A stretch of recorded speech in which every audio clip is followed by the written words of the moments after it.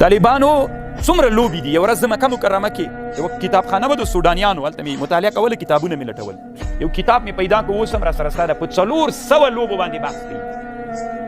نو دغه لوبه چې نر ده چې موږ چک او لډور ته وایو، دا طالبانو په اسلام کې یوازینۍ هغه لوبه ده چې د شارع له طرف نه منع پکې راغلي.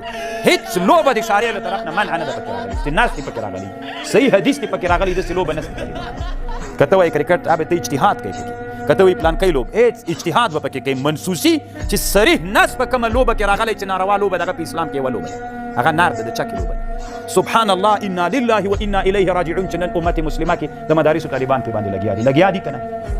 یو ورځ په مجلس کې ناست وم، نو یو چا پوښتنه رانه وکړله، وی دا نار چکه په اسلام کې څرنګه ده، روا ده که ناروا ده؟ ما ورته ویلې ناروا ده. دلته یو شیخ صاحب ناست و چې ما خبرې شروع کړله، شیخ داسې بېچارهګۍ ذلیل کېده، زه پوه نه وم چې څه چل ده. نو چې هغه ته مې جواب خلاص کړ، د هغه راته ویلې جلسه واله، نو هغه راته ویلې دا شیخ صاحب هم شاګردانو سره کوي. سبحان الله. نو چکه طالبانو اسلام کې دا ناردا لوبې ته اوسنۍ نه دي طالبانو، دا ورق الشد چې ورته وایي، دا هغه څه دي، دا خیتې پرې ټولې له اسلام نه مخکینۍ لوبې دي، خو تا ته نه دي معلومې.